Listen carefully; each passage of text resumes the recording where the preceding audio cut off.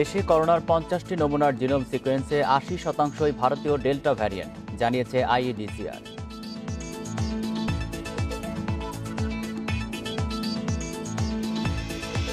রাজশাহী মেডিকেলে একদিনে সর্বোচ্চ ১৬ করোনা রোগীর মৃত্যু। চাঁপাইনবাবগঞ্জেরই ৯ জন, ঢিলেঢালা লকডাউন।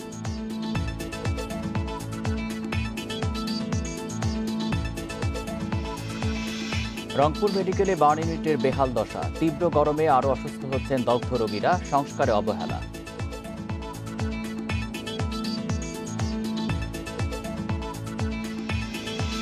খুলনার কয়রায় বাড়িঘর রক্ষায় নিজেরাই বাঁধ মেরামত করছেন পানিবন্দী মানুষ, সহায়তা করছে পানি উন্নয়ন বোর্ড।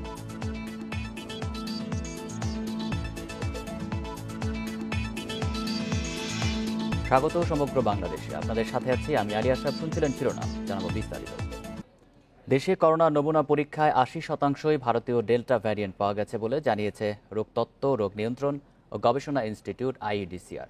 তারা জানিয়েছে ৫০টি নমুনার জিনোম সিকোয়েন্স করার পর ৪০টিতেই পাওয়া গেছে ভারতীয় ডেল্টা ভ্যারিয়েন্ট, যা শতকরা হিসেবে ৮০%। সবচেয়ে বেশি পাওয়া গেছে গোপালগঞ্জ এবং খুলনায়, সেখানে শতকরা ১০০%ই করোনার ভারতীয় ধরনে আক্রান্ত। এরপরই চাঁপাইনবাবগঞ্জে শতকরা প্রায় ৯৪ জন করোনার ভারতীয় ধরনে আক্রান্ত। রাজধানী ঢাকায় শতকরা ৫০% করোনার ভারতীয় ধরনে আক্রান্ত বলে নমুনা পরীক্ষায় ধরা পড়েছে। ডেল্টা ভ্যারিয়েন্ট রোগীদের মধ্যে ৩ জনের বয়স অনূর্ধ্ব ১০ বছর, ৭ জনের বয়স ১০ থেকে ২০ বছর ও ১০ জনের বয়স ২১ থেকে ৩০ বছর।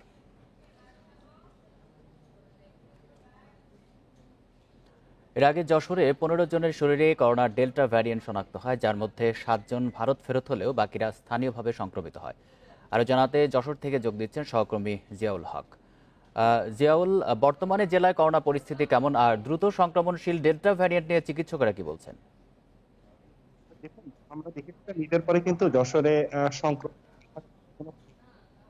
গত এক সপ্তাহ ধরে বৃদ্ধি পেয়েছে এবং প্রতিদিনই কিন্তু ৬০ জন, ৭০ জন এবং সর্বোচ্চ ৮২ জন পর্যন্ত কিন্তু যশোরে শনাক্ত হয়েছে নতুন করে। এবং এই সময়ই কিন্তু আমরা দেখেছি যে যশোরে ৮ জনের ভারতীয় যে ধরনটি করোনা সেটি কিন্তু সংক্রমিত হয়েছে এবং সেই সংক্রমণটি ছিল কিন্তু স্থানীয়ভাবে, অর্থাৎ যে ৮ জনের শরীরে ভারতীয় এই ধরনটি পাওয়া গেছে তারা কিন্তু সবাই স্থানীয় ছিলেন এবং তাদের সাথে তাদের পূর্ব ইতিহাস ভারতে যাওয়ার ছিল না।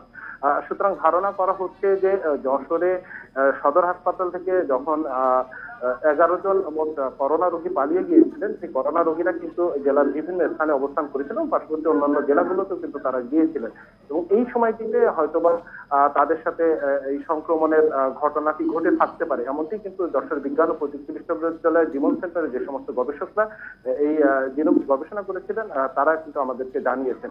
পাশাপাশি আরো একটি বিষয় কিন্তু তারা বলেছেন যে ভারত ফেরত যে সমস্ত রোগীরা যশোরের বিভিন্ন হোটেল, মাদ্রাসা এবং অন্যান্য সরকারি স্থাপনাতে আছেন সেখানেও কিন্তু এই ধরনের ঘটনা ঘটতে পারে, কারণ দেখা গেছে যে এখানে প্রায় ২৫ জন যারা ভারত থেকে এসেছেন এবং কোয়ারেন্টাইনে ছিলেন, এরকম ২৫ জনও কিন্তু তারা করোনায় আক্রান্ত হয়েছেন।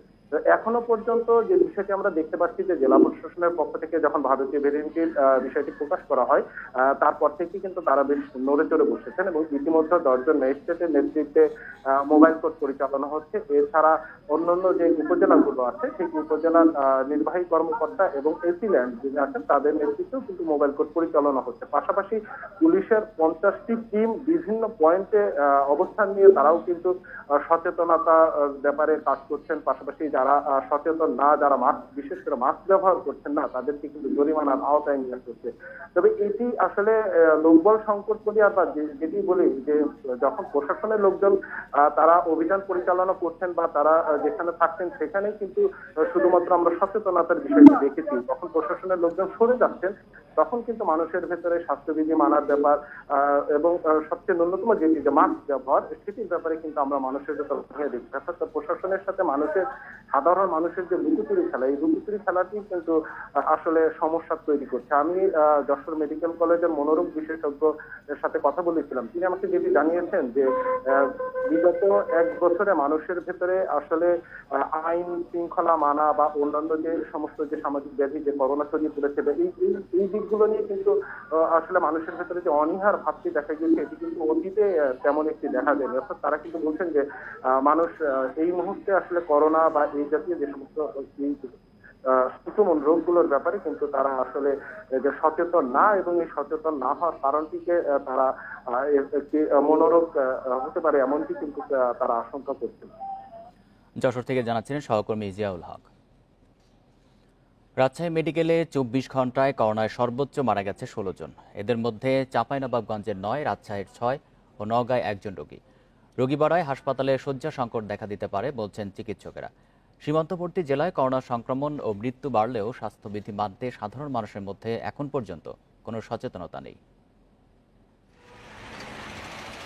রাজশাহী মেডিকেল কলেজ হাসপাতালে প্রতিদিনই বাড়ছে করোনায় মৃত্যু ও রোগীর সংখ্যা।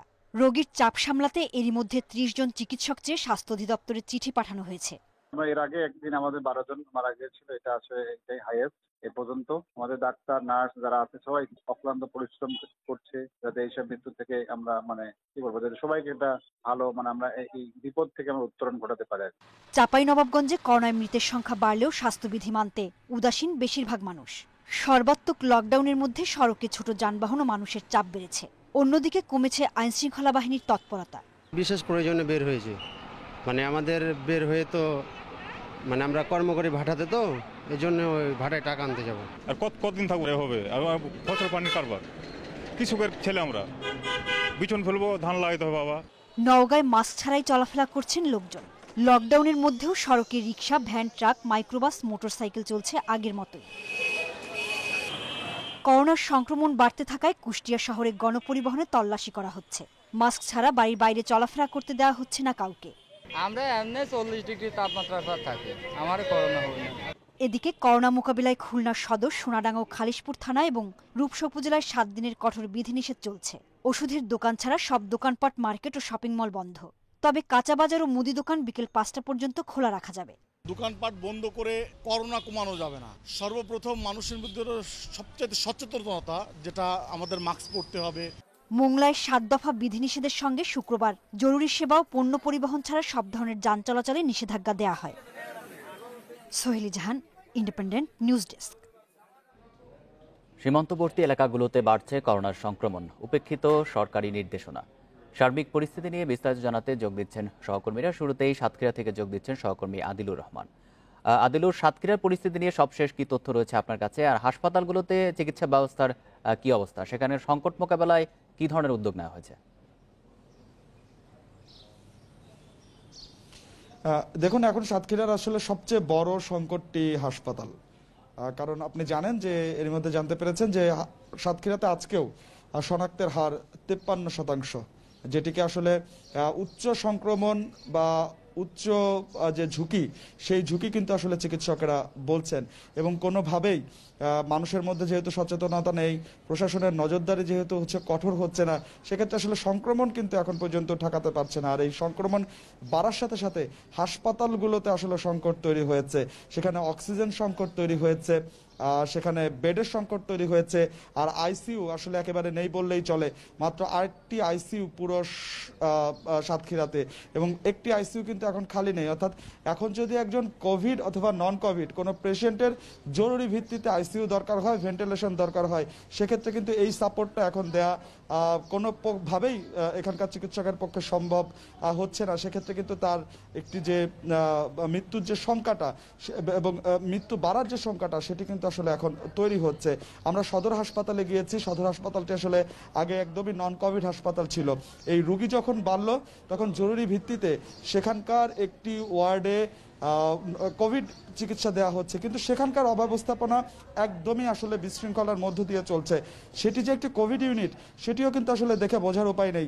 কোভিড ইউনিটের মধ্যে রোগীকে স্বাস্থ্যসেবা দিচ্ছেন তার স্বজনেরা, সেখানে আমরা গিয়ে দেখেছি নার্স বা চিকিৎসক, তাদেরকে কিন্তু আমরা দেখা মেলেনি।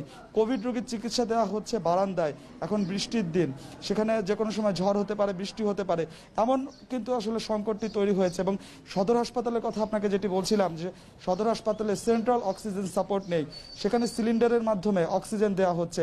যাদের হাই ফ্লো অক্সিজেন প্রয়োজন, তার জন্য কিন্তু খুব দ্রুত সময়ের মধ্যে সেই অক্সিজেনটা শেষ হয়ে যাচ্ছে। এবং একটি পেশেন্টের অক্সিজেন যদি শেষ হয়ে যায়, সেই সিলিন্ডারটি ভরে আনতে যেতে হয় 68 কিলোমিটার দূরের শহর যশোরে। অর্থাৎ তার মানে আপনি বুঝতে পারছেন যে পরিস্থিতিটা কতটা ভয়াবহ এবং চিকিৎসা ব্যবস্থায় কতটা অব্যবস্থাপনা আসলে চলছে। এই সব বিষয় নিয়ে, চিকিৎসা ব্যবস্থাটি নিয়ে আমরা সিভিল সার্জনের সাথে কথা বলেছিলাম। সিভিল সার্জন যেটি বলছেন যে এখন যে ধরনের সংকটটি তৈরি হয়েছে এটি আসলে খুব দ্রুত সমাধান করা সম্ভব নয়। তার কয়েকটি যুক্তি তিনি দিচ্ছেন। তার কারণ তিনি বলছেন যে এখন আইসিইউ হয়তোবা বাড়ানোর ব্যবস্থা আছে, জায়গা আছে, কিন্তু সেখানে ভেন্টিলেশন বসাতে হবে, সেখানে সেটি বসানোর ব্যবস্থা আছে এবং আইসিইউতে যারা চিকিৎসা সেবাটি দিবেন তাদের ট্রেনিং দিতেও 1 বছর সময় লাগে। তাহলে এই দক্ষ জনবলটি না পেলে এখন আইসিইউ স্থাপন করাটাও কিন্তু এখানে আসলে সম্ভব হচ্ছে না। এরপরে সেন্ট্রাল অক্সিজেন সাপোর্টের কথা তিনি বলছেন যে সেটি করতে আসলে 1 মাস সময় লাগবে।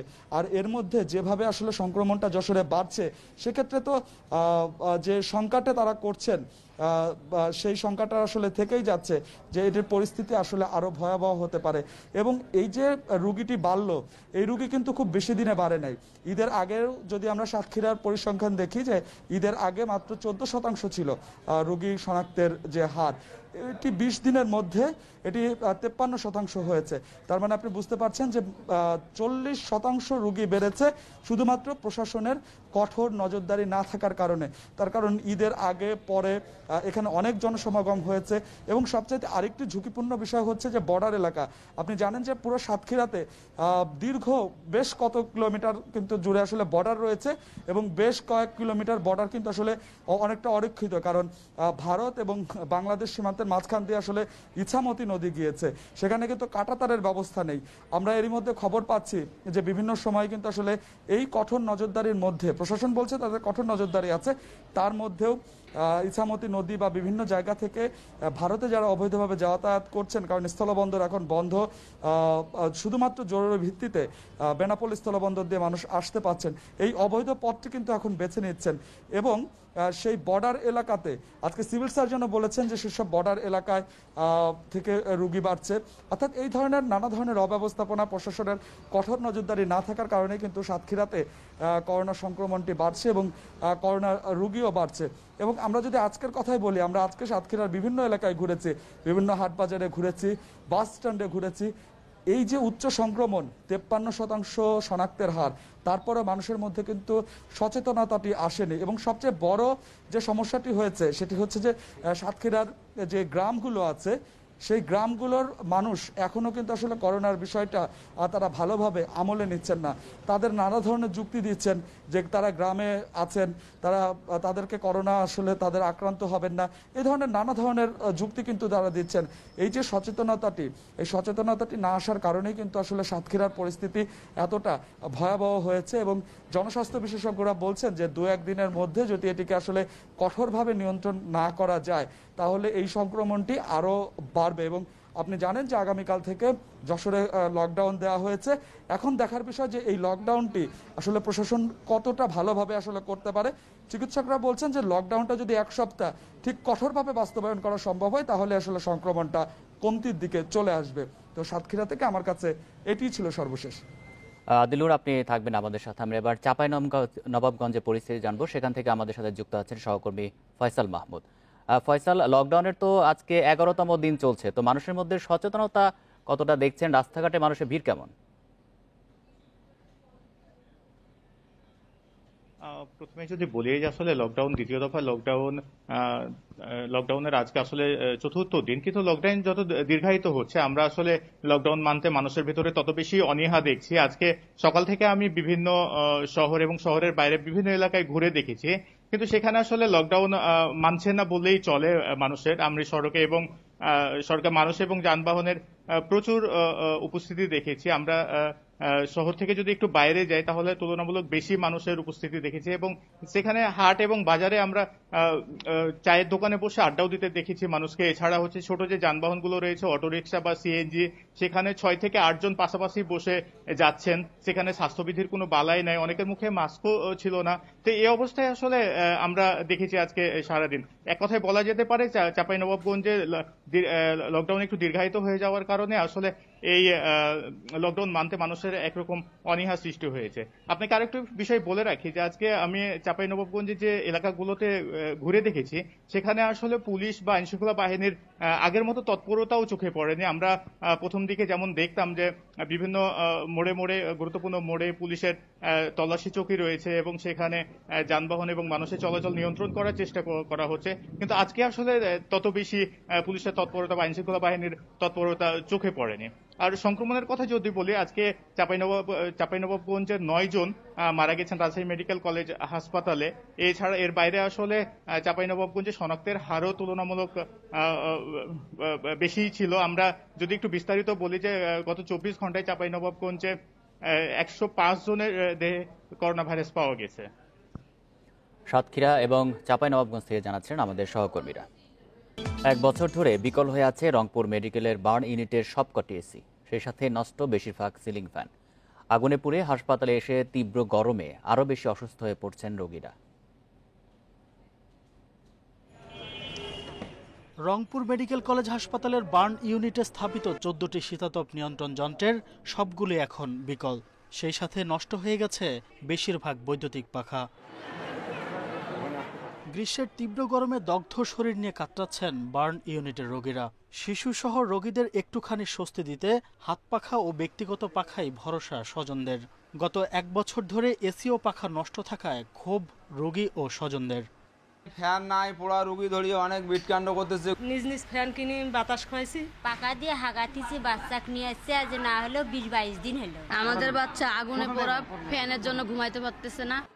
বার্ন ইউনিটের চিকিৎসকরা বলছেন এসিগুলো নষ্ট থাকায় চিকিৎসা সেবা দিয়েও রোগীর অবস্থার কাঙ্ক্ষিত উন্নতি হচ্ছে না।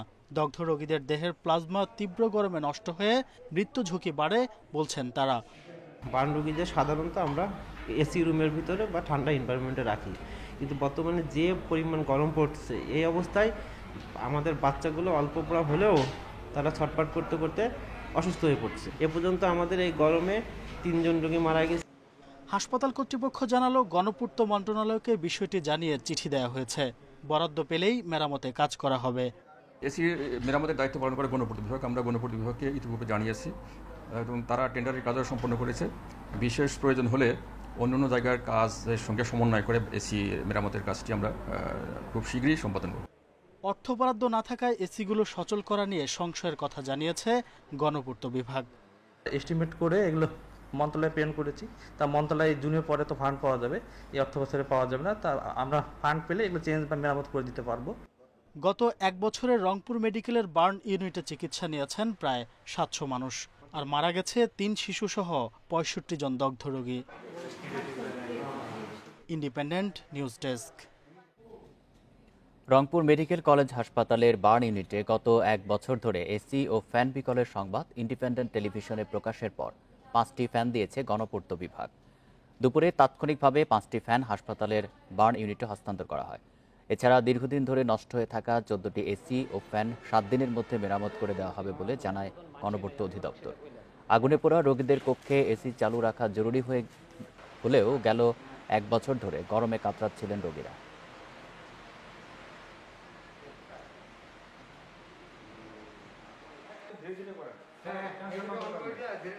বার্ন প্লাস্টিক সার্জারি বিভাগের যে এই এসপিগুলো বিগত বেশ কয়েকদিন ধরে বিকল ছিল, তো এর পরিপ্রেক্ষিতে আজকে সকালে ইন্ডিপেন্ডেন্ট টেলিভিশনে একটা প্রতিবেদন প্রচারিত হয় এবং তারপরে আমাদের বার্ন প্লাস্টিক সার্জারি বিভাগের গণপূর্ত বিভাগের পক্ষ থেকে 5টা ফ্যান প্রদান করা হয়। এটাও বলা হয়েছে যে নেক্সট 7 দিনের মধ্যে এসপিগুলো ঠিক করে এগুলো সচল করার ব্যবস্থা করা হবে। খুলনার কয়রায় ঘরবাড়ি রক্ষায় কারো মুখাপেক্ষী না হয়ে বাঁধ মেরামতের দায়িত্ব নিজেদের কাঁধেই তুলে নিয়েছে পানিবন্দী মানুষ। এরই মধ্যে স্বেচ্ছাশ্রমের মাধ্যমে বাঁধের 12টি ভাঙন কবলিত স্থানের মধ্যে 11টি মেরামত করেছেন তারা। এই কাজে স্থানীয়দের মেরামত সামগ্রী সরবরাহ ও অন্যান্য সহায়তা দিচ্ছে পানি উন্নয়ন বোর্ড। 26 মে ঘূর্ণিঝড় ইয়াসের প্রভাবে কয়রায় বাঁধ ভেঙে তলিয়ে যায় অন্তত 30টি গ্রাম। পানিবন্দী হয়ে পড়ে 20,000-এর বেশি মানুষ। তলিয়ে যায় মাছের ঘের ও ফসল। এখনও জোয়ারের পানিতে প্লাবিত হচ্ছে নতুন নতুন এলাকা। এ পরিস্থিতিতে সব হারিয়ে নিঃস্ব মানুষ নিরাপদ আশ্রয়ের খোঁজে না গিয়ে নিজেরাই শুরু করেছেন বাঁধ নির্মাণ। স্বেচ্ছাশ্রমের ভিত্তিতে বাঁধের ভাঙা স্থান মেরামত করে চেষ্টা চালাচ্ছেন জীবন জীবিকা রক্ষার। এখানে আমরা পানি বদলি রয়েছি, যে কারণে আমাদের স্বেচ্ছায় এখানে বাদ দিতে হচ্ছে আমাদের নিজেদের বাঁচার তাগিদে। আমাদের যে বসবাসের যে ঘরবাড়ি রয়েছে সেই ঘরবাড়ি বাঁচানোর জন্যই আমরা মূলত এখানে স্বেচ্ছাশ্রমের ভিত্তিতে বাঁধ নির্মাণ করতে এসেছি।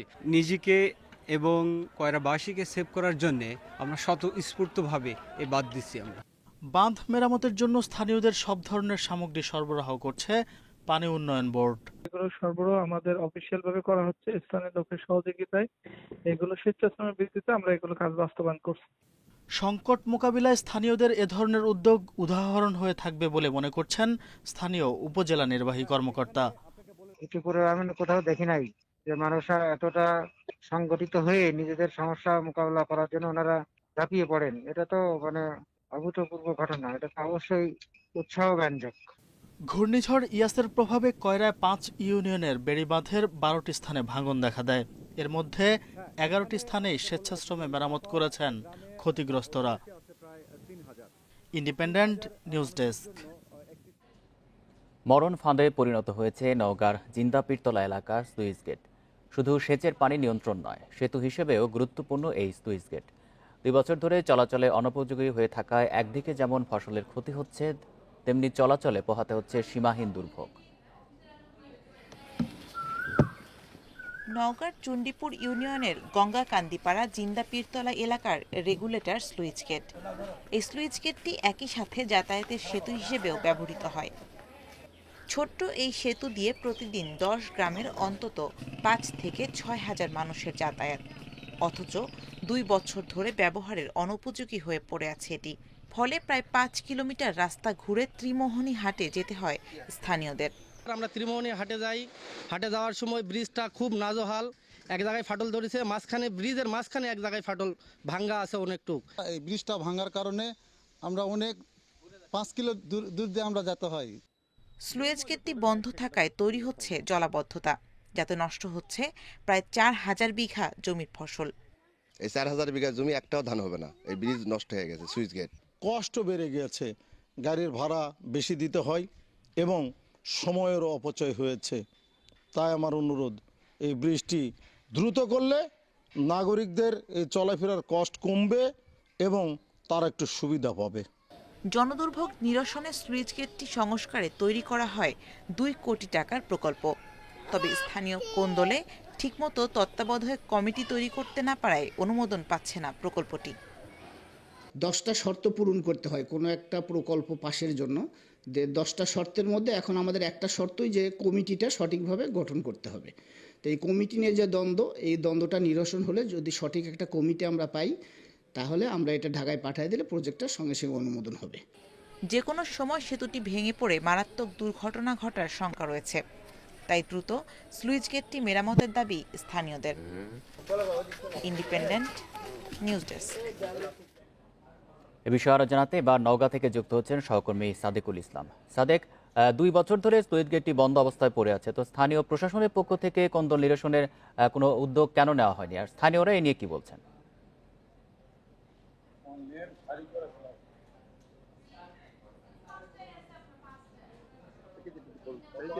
এই ব্রিজটি গত 2 বছর ধরে কিন্তু এখানে আপনার এখানকার জনপ্রতিনিধি চেষ্টা করছিলেন স্থানীয় দাবির প্রেক্ষিতে কেটে গেছে।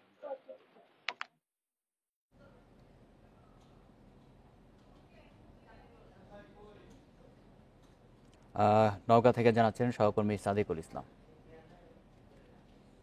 অযথা ধান মজুত করে কৃত্রিম সংকট তৈরি করলে তাদের বিরুদ্ধে যথাযথ ব্যবস্থা নেওয়া হবে বলে জানিয়েছেন খাদ্যমন্ত্রী সাধন চন্দ্র মজুমদার।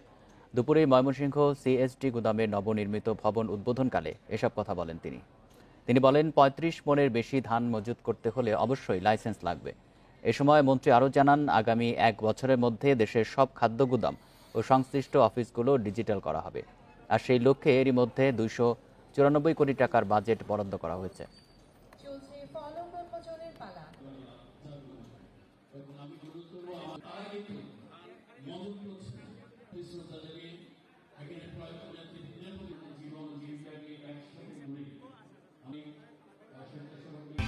আন্তর্জাতিক বাজারে বাংলাদেশের চায়ের বিপুল চাহিদা থাকায় অভ্যন্তরীণ চাহিদা মিটিয়ে চা রপ্তানি করা সম্ভব বলে মন্তব্য করেছেন বাণিজ্যমন্ত্রী টিপু মুনশি।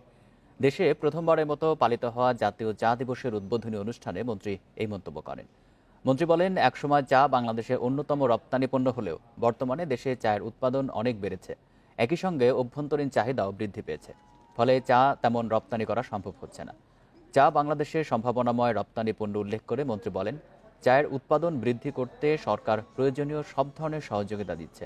মন্ত্রী বলেন, শুধু অর্থনৈতিক লাভের উদ্দেশ্যই নয়, বরং সারা বিশ্বে চায়ের মাধ্যমে যাতে বাংলাদেশের সুনাম ছড়িয়ে পড়ে সেই লক্ষ্য নিয়ে কাজ করতে হবে। অনুষ্ঠানে BT22 ও BT23 নামে দুটি ক্লোনজাত চা অবমুক্ত করেন মন্ত্রী। এছাড়া বিভিন্ন প্রতিষ্ঠানে চা প্রদর্শনের পাশাপাশি বঙ্গবন্ধু প্যাভিলিয়ন এবং শ্রীমঙ্গলস্থ টি মিউজিয়ামে রক্ষিত চা শিল্পের দুর্লভ জিনিসপত্র প্রদর্শন করা হয়। আজকে কোটি টন পার হয়ে যাবে, কনজামশনও আমরা ব্যবহার বাড়বে, তাহলে বিদেশে পাঠাবোটা কেমন করে? অতএব আমাদের চেষ্টা করতে হবে অবশ্যই, দ্যাট ইজ টার্গেট যে আমরা এক্সপোর্ট করবো। এক্সপোর্ট শুধু টাকা কামাই না, টাকা আসাই না, সাথে কিন্তু আরেকটা জিনিস প্রতিফলিত হয়, এটা আমাদের পরিচিতি বহন করে। এদিকে জাতীয় চা দিবস উপলক্ষে দেশের বিভিন্ন স্থানে শোভাযাত্রা ও আলোচনা সভা অনুষ্ঠিত হয়েছে। সকালে দিবসটি উপলক্ষে মৌলভীবাজারের শ্রীমঙ্গল থেকে বাংলাদেশ চা গবেষণা কেন্দ্রের উদ্যোগে বের হয় শোভাযাত্রা। শোভাযাত্রাটি চা গবেষণা কেন্দ্রের ক্যাম্পাস ও আশপাশের এলাকা প্রদক্ষিণ করে। পরে অনুষ্ঠিত হয় আলোচনা সভা। এ সময় বাংলাদেশে আবিষ্কৃত 21 জাতের চা প্রদর্শন করা হয়। পঞ্চগড়ে সকালে স্বাস্থ্যবিধি মেনে চা উৎপাদন সরঞ্জাম প্রদর্শনীর আয়োজন করা হয়। ফিতা কেটে প্রদর্শনীর উদ্বোধন করেন জেলা প্রশাসক। মুজিব বর্ষের অঙ্গীকার, চা শিল্পের প্রসার, এই স্লোগানকে সামনে রেখে দেশে প্রথমবারের মতো পালিত হচ্ছে জাতীয় চা দিবস।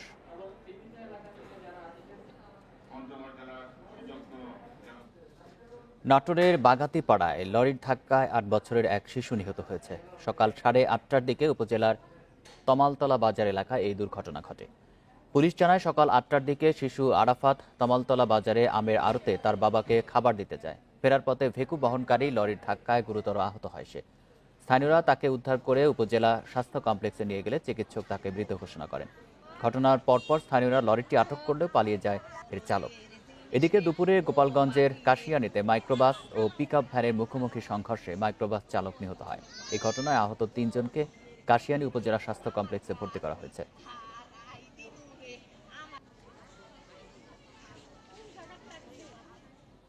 সিলেট বিভাগের বিভিন্ন স্থানে অভিযান চালিয়ে সিএনজি অটোরিকশা চোরচক্রের 10 সদস্যকে গ্রেপ্তার করেছে র্যাব। এ সময় তাদের কাছ থেকে 6টি সিএনজি অটোরিকশা উদ্ধার করা হয়। দুপুরে হবিগঞ্জ ক্যাম্পে সংবাদ সম্মেলনে এসব তথ্য জানান র্যাব 9-এর মেজর সৌরভ মোহাম্মদ অসীম সাতিল। তিনি জানান, গত 21 এপ্রিল সিএনজি অটোরিকশা চোরচক্রের মূল হোতা মোহাম্মদ আবু তালেবকে গ্রেপ্তার করে র্যাব। এরপর 3 জুন মাধবপুর থেকে গ্রেপ্তার করা হয় চক্রের আরেক সদস্য শামসু মিয়াকে। পরবর্তীতে তাদের দেওয়া তথ্যের ভিত্তিতে সিলেট বিভাগে বিভিন্ন স্থানে অভিযান চালিয়ে চোর চক্রের 10 সদস্যকে গ্রেপ্তার করে র্যাব। আর উদ্ধার করা হয় 6টি সিএনজি অটোরিকশা। ঘটনাটা মোটামুটি 1 সপ্তাহের মধ্যেই সম্পন্ন হয়, যার কারণে আমরা যদি এই তাৎক্ষণিকভাবে তাদেরকে গ্রেপ্তার করতে না পারতাম তাহলে তারা ধরাছোঁয়ার বাইরে থেকে যেত। এই জন্যই এতদিন ধরে তারা ধরাছোঁয়ার বাইরে ছিল।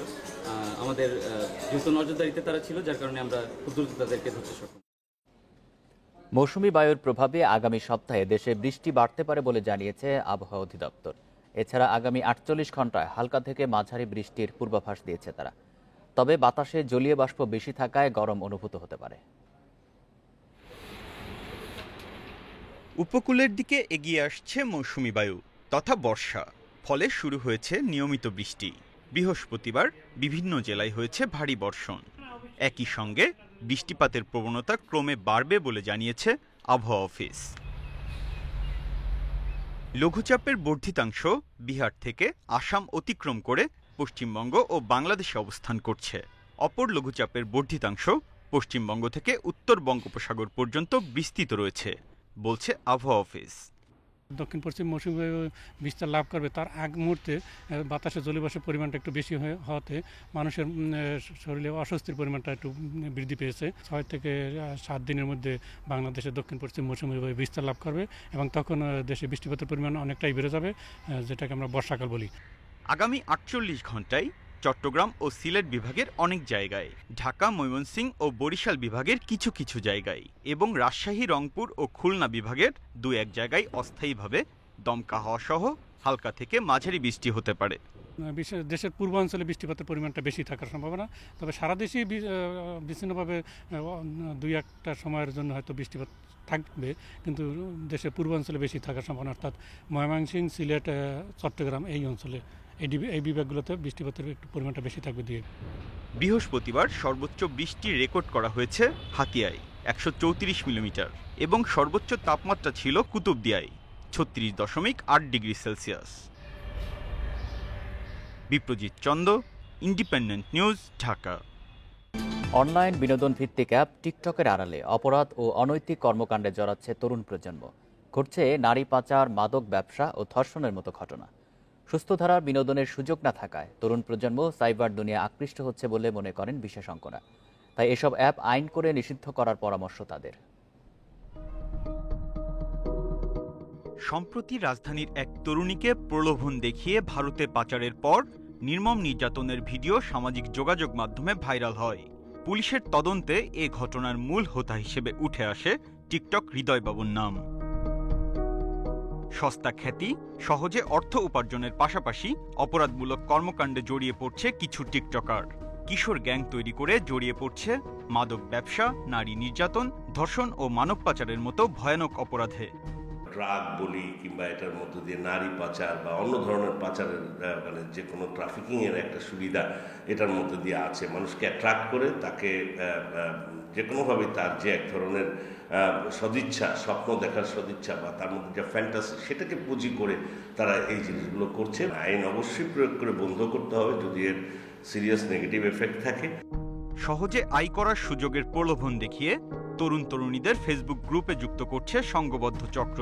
পরে পার্লার, সুপার শপ কিংবা বড় শপিং মলে চাকরির প্রলোভন দেখিয়ে পাচার করা হচ্ছে বিভিন্ন দেশে।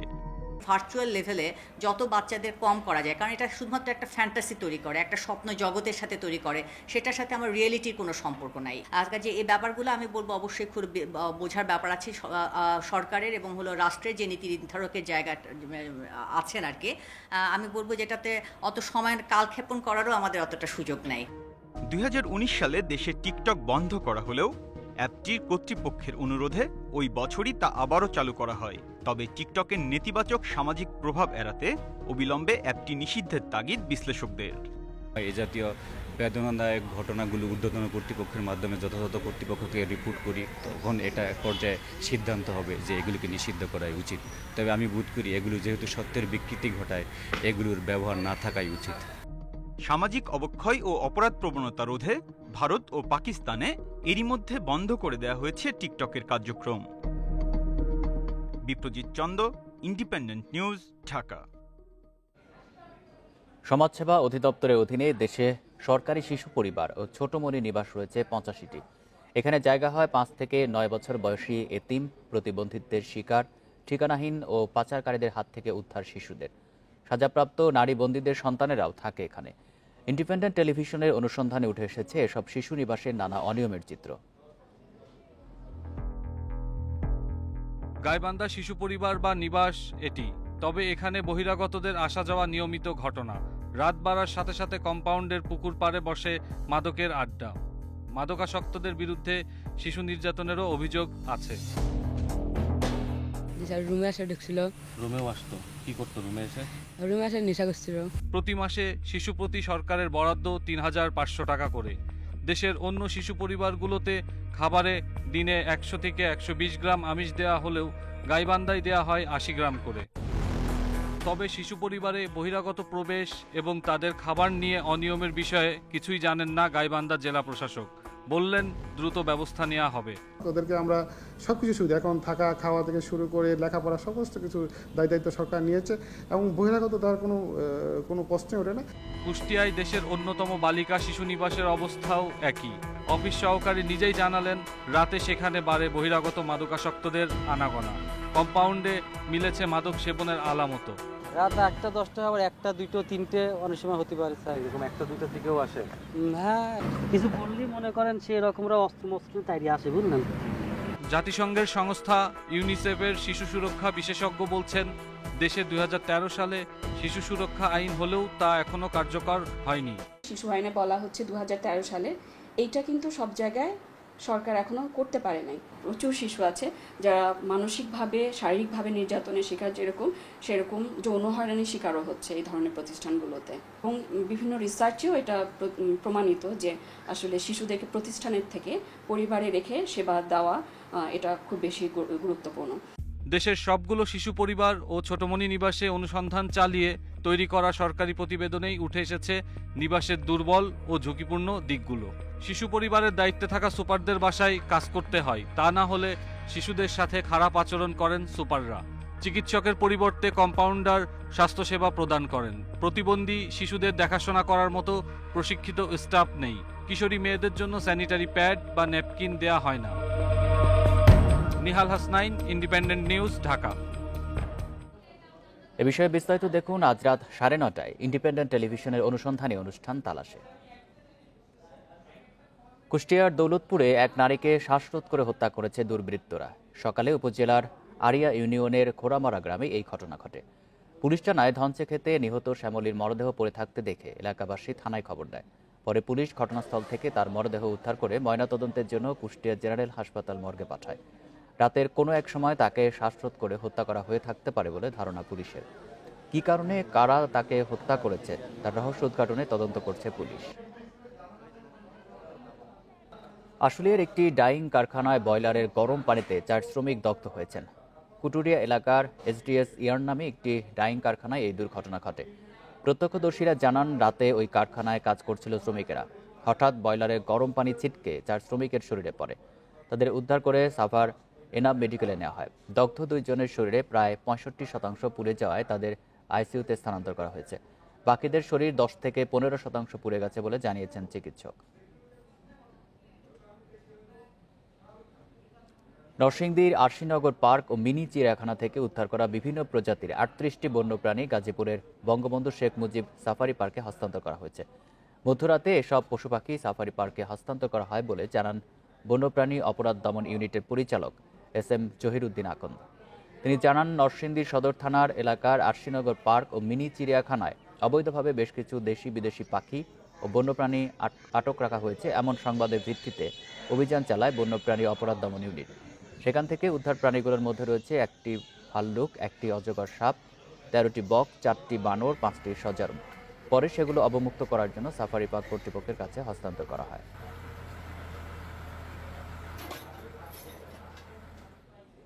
সমগ্র বাংলাদেশ শেষ করব, তার আগে শিরোনামগুলো জানিয়ে দেব আরও একবার।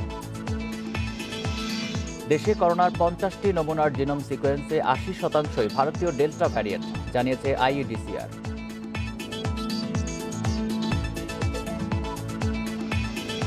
রাজশাহী মেডিকেলে একদিনে সর্বোচ্চ 16 করোনা রোগীর মৃত্যু। চাঁপাইনবাবগঞ্জেরই 9 জন, ঢিলে ঢালা লকডাউন।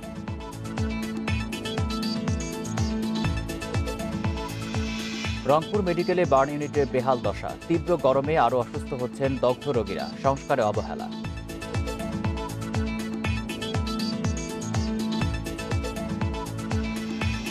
খুলনার কয়রায় বাড়িঘর রক্ষায় নিজেরাই বাঁধ মেরামত করছেন পানিবন্দী মানুষ, সহায়তা করছে পানি উন্নয়ন বোর্ড।